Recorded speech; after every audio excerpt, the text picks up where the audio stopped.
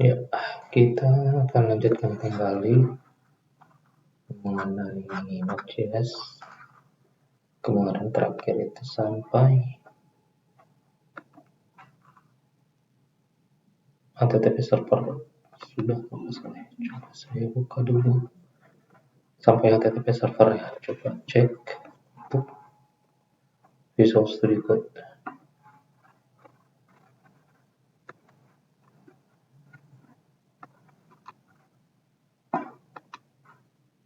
Berfolder untuk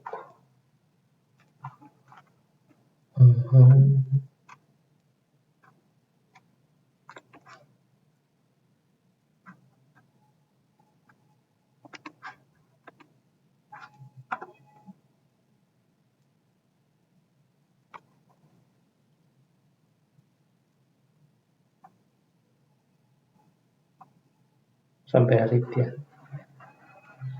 Nah, sekarang coba kemarin di file, sekarang part 4 coba untuk HTTP modul. Jadi Node.js ini sebenarnya bisa digunakan untuk bikin macam-macam. Dia banyak built-in library, termasuk tadi Java, kemarin Java. Nah, salah satu yang berguna yang bisa kita gunakan adalah HTTP modul yang sering digunakan untuk membuat web server. Jadi web server itu ya pasti udah tahu, web server adalah sekumpulan perangkat hardware dan software yang membolehkan akses ke hosted file yang disajikan, ditayangkan, web page dan juga database seperti ini. Jadi ya ini sudah di pertemuan sebelumnya, jadi HTTP request dan HTTP response.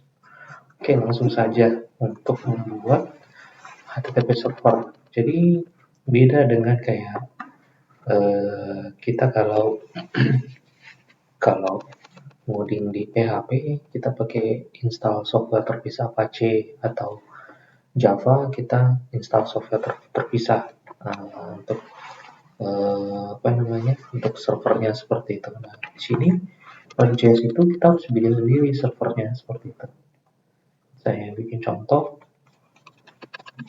example http server.js. Oke, kayak sama seperti sebelumnya, itu kita harus includekan library-nya apa. Ini adalah library adalah HTTP. Kemudian kita harus membuat sebuah objek. Ini saya bikin server. Nah, dia itu dari ini tadi, library ini sebenarnya objek, dia ada fungsi static. Kalau saya tahu, kamu pasti bisa tahu kan static apa. Itu create server. Nah, oke. Hasilnya kan seperti ini. Nah, di sini ada parameter. Nah, kemarin saya bilang di Node.js itu kita bisa memasukkan, atau JavaScript itu kita bisa memasukkan parameter itu nggak cuma variabel, tapi fungsi pun bisa. Dan bahkan fungsi anonimus, fungsi yang tidak ada nama. Fungsi yang tidak ada nama itu penulisannya biasanya seperti ini.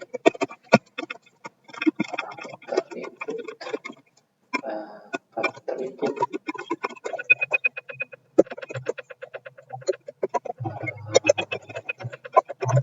bisa bikin seperti ini contohnya.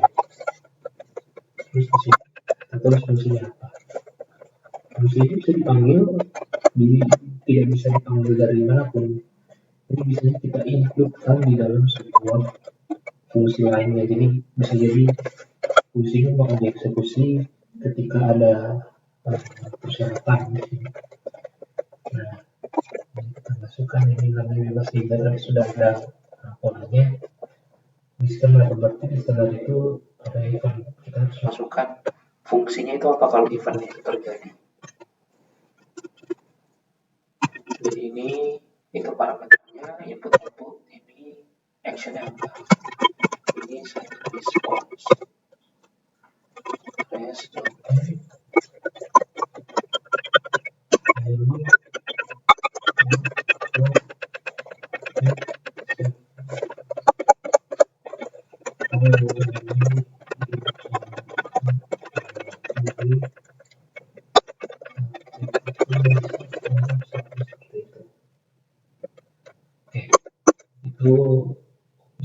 terlibat di atas. Kemudian server ini harus dibuka ke port. Ya, biasanya portnya itu ya 80. Kalau internet ini saya juga kalau Node.js itu ada port standar yang digunakan, salah satu untuk testing itu 5000. Jadi localhost waktu di website di server saya lokal. Kemudian ini sama lagi masukkan fungsi. Ini nanti akan muncul di konsol, kata lain di command prompt. Server list server is listening server dijalankan localhost dengan port 5000. Oke, selesai. Oke, ini sudah kita jalankan sama seperti biasanya. Kita langsung saja run start debugging Node.js server. Nah, ada server dijalankan pada localhost dengan port 5000. Dan ini repeat forever, ini jalan terus kecuali kita pencet Ctrl C seperti itu, kita pilih stop. Nah, ini tadi dari sini kan server dijalankan pada localhost. Nah, ini apa? Ini kalau kita buka browser. Oke. Ini kalau kita buka browser, kita masukkan localhost 5000. Yang terjadi, halo, ini jalan di HTTP server. Dengan kata lain, selamat, kita sudah bisa mengubah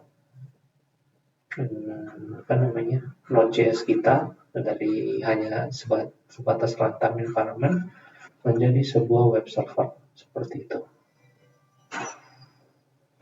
Oke,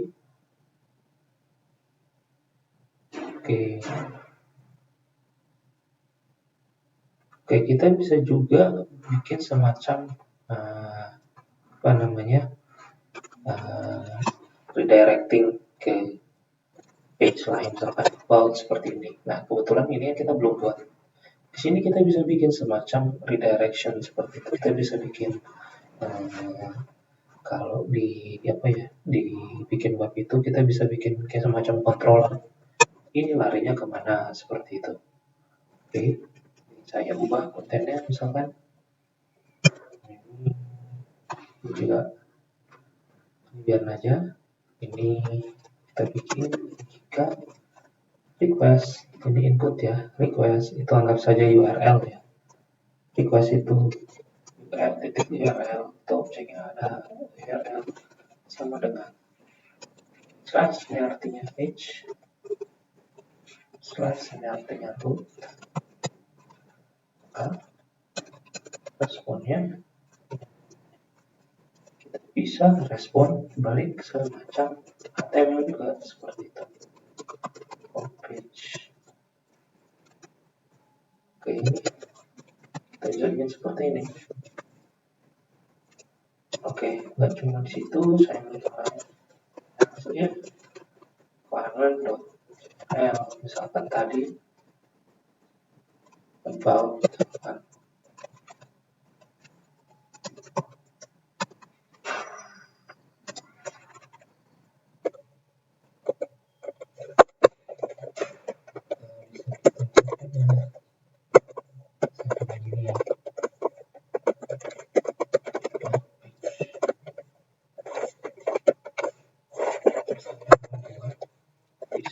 Tidak dikenali.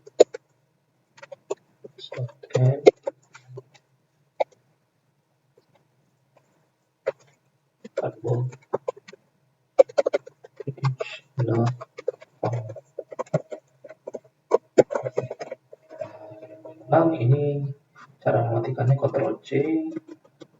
Nggak bisa, harus dari sini stop. Oke. Kemudian kita jalankan lagi running debug.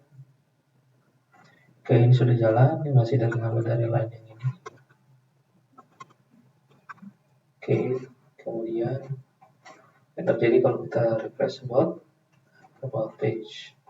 Kalau misalnya hanya seperti ini, home page. Kalau misalnya kita isi asal, page not found, seperti itu. Oke, page not found, but page.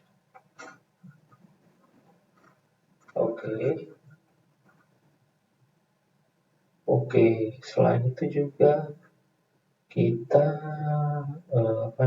bisa memodif HTTP header. HTTP header itu semacam semacam informasi metadata lah. Agak susah jelasinnya karena itu bagian dari paket informasi yang dikirimkan lewat traffic ini HTML seperti itu. Jadi HTTP headers itu memungkinkan kita untuk menambahkan informasi tambahan selain request atau respon tadi. Jadi tadi ada informasi request lalu response yang di grafik tadi. Konsep web browser itu ada request, ada respon, ada request, ada response. Nah, di HTTP ini ada informasi tambahan metadata, saya bilang seperti itu. Namanya HTTP header seperti itu. Oke. Kita bisa menambahkan informasi tambahan. Misalkan kita bisa request format. Misalkan saya ingin file ini dalam format HTML atau dalam JSON seperti itu, atau kita bisa bikin respon seperti itu. Oke.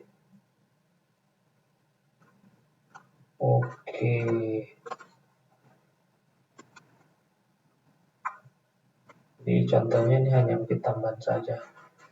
Ini hanya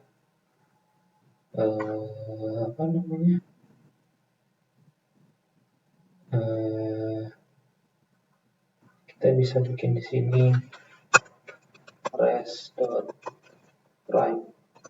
head 04 untuk statusnya apa. Nah, kita hanya memperjelas bahwa ini untuk validasi ya.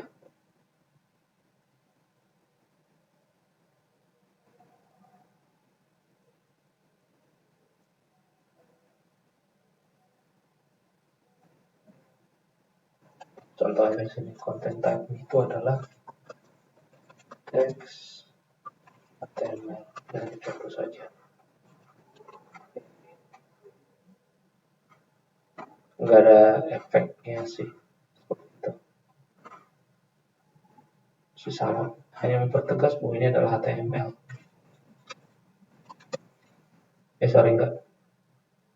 Sorry, bukan maksud saya begini, enggak. Sorry, ini tetap error redirectnya apa. Tapi maksud saya ini formatnya adalah secara header ini adalah HTML seperti itu.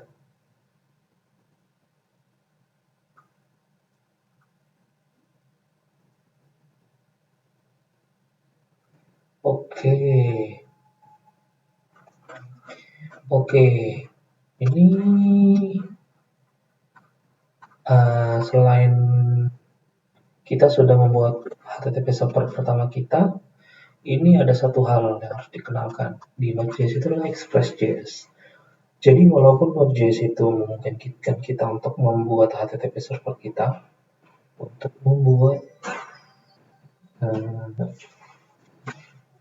aplikasi yang real, yang standar industri atau standar komersial grade, itu kita nggak cukup cuma bisa page response seperti itu. Kita butuh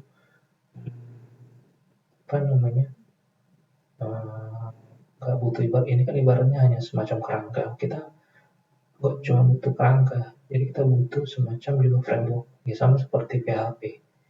Ya kita PHP itu kalau pengen bikin sebuah aplikasi yang lengkap, misalkan kita harus perlu framework. Jadi kita untuk meningkatkan produktivitas kita nggak perlu membuat sendiri. Misalkan kita mau bikin mekanisme untuk caching misalkan seperti itu, atau validasi seperti itu. Kita nggak perlu membuat kerangkanya. Kayak seperti tadi saya harus untuk bikin HTTP server harus bikin kerangka, belum saya harus bikin handling response kalau misalnya page not found atau misalkan path-nya salah seperti itu. Nah, di Node.js itu ada library atau framework yang populer namanya Express.js. Jadi mungkin sering didengar. Ini kumpulan dari library yang didesain oleh JS untuk spesialis untuk web aplikasi. Oke. Jadi ini hanya perkenalan dulu aja. Jadi ada yang namanya Express.js. Nanti untuk instalasinya, nanti next kita lanjut lagi. Untuk instalasinya itu sendiri, tapi mungkin singkat aja ya. Soalnya masih bisa. Untuk instalasinya sendiri ini, kita kemarin sudah install Node.js ya. Kita juga perlu install namanya npm. npm itu biasanya sudah bawaan dari Node.js. Jadi kalau kita install Node.js, npm otomatis juga terinstall biasanya. Oke. Jadi npm ini semacam kayak, saya lupa kalau di Android istilahnya apa. Jadi semacam web store-nya lah. Kita bisa menambahkan berbagai macam library. Jadi untuk library ini kita bisa menambahkan berbagai macam library atau package namanya. Dan nanti akan ada semacam satu buah file yang akan mendaftarkan kita sudah membuat file apa aja, seperti library apa saja yang sudah kita mau pakai seperti itu. Saya lupa kalau di Android itu ada istilahnya apa ya, Maven ya kalau nggak salah. Oke, jadi kurang lebih sama konsepnya. Jadi misalkan saya ganti dulu ke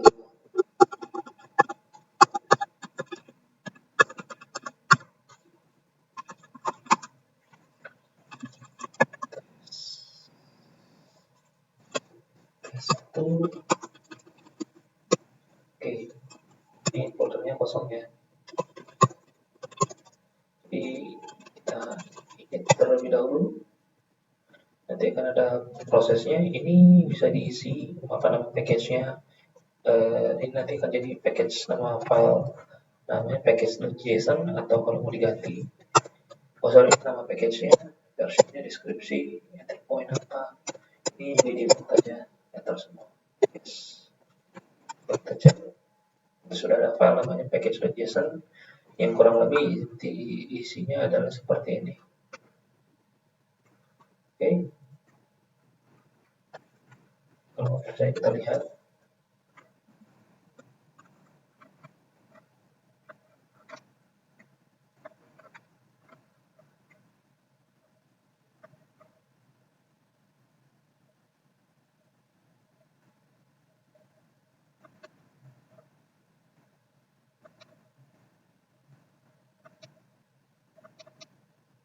Ini dia.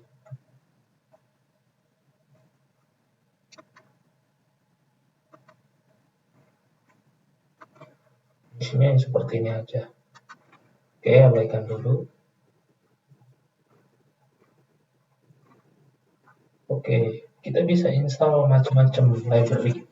Ini contoh ada yang install npm package atau library Slugify. Saya lupa pakai Slugify fungsinya apa ya. Smart itu jadi kita ini fungsi ini adalah library. Jadi kita bisa nanti fungsinya kalau ada kalimat seperti ini, dia akan menambahkan dash seperti ini. Jadi banyak sekali package seperti itu. Oke, ini contoh ya cara menginstalnya. npm install Slugify. Ini nanti akan otomatis ngambil dari internet. Oke, sudah. Sekarang kita bikin apa namanya? Ini saya bisa langsung gini touch.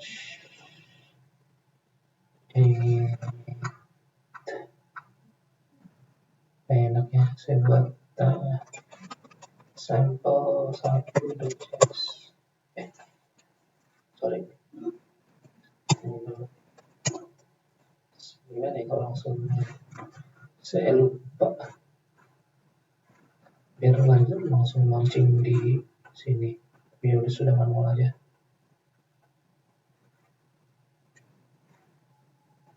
Ini bisa sih.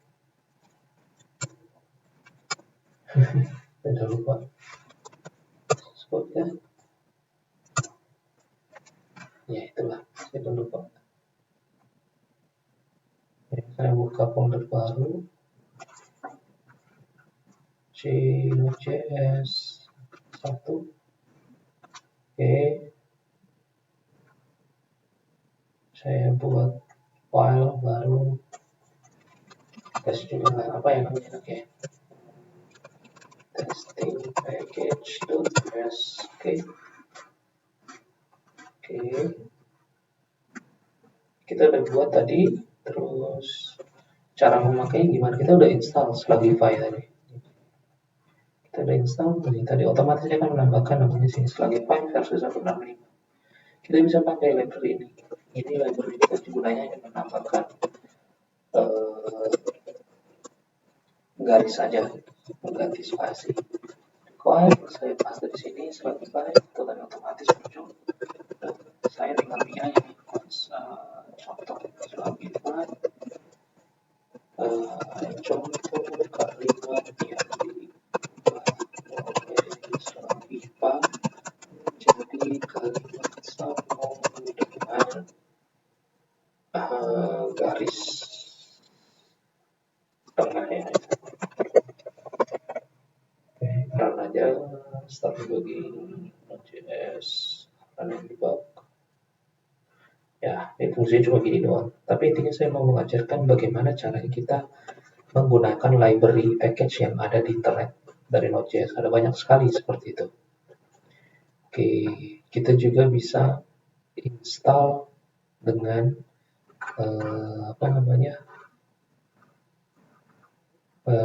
tadi kan library install begini. Kita juga bisa install MinG.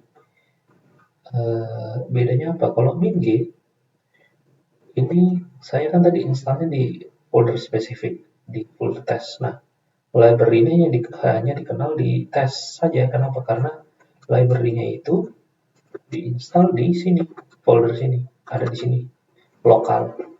Kalau global berarti nanti di seluruh desktop ini, di seluruh komputer ini bisa dikenalin. Bedanya itu aja. Dan saya nggak mau sih, biarin aja. Saya sukanya lokal. Terus versi management itu tadi ada di paket JSON-nya tadi, versi berapa.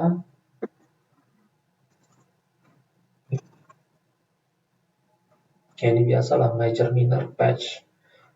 Nah, kalau mau update seperti ini, updating package, kita juga bisa update ke internet, cek apakah package ini update atau tidak. npm update Slugify. Oke, bisa juga kita uninstall npm. Coba kita lihat ada perubahan ya tadi di update. Ada ya. Kita sekarang mau uninstall, coba npm uninstall Slugify. Oke, otomatis terhapus. Oke, gitu. Mau install lagi, sama caranya. Oh, ini kalau di run, maka ini akan error karena library-nya tidak ada. Modulnya tidak ditemukan. Saya install lagi. Oke. Setoran lagi. Oke, bisa. Jadi seperti itu cara menginstalnya. npm install. Ini npm ini tadi. Terus kalau kita mau kalau misalkan foldernya kahapus, kita bisa npm install. Ya, kalau misalkan ini folder ini kahapus, misalkan nggak sengaja kahapus, misalkan ini nggak bisa kahapus karena lagi kebuka ya.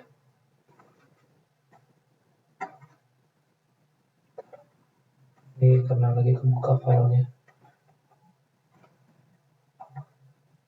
Ini saya hapus.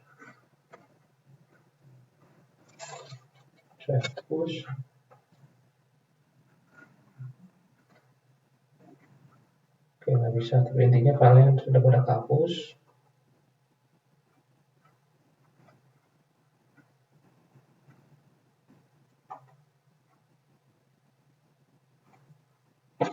Terus ini jalan soalnya.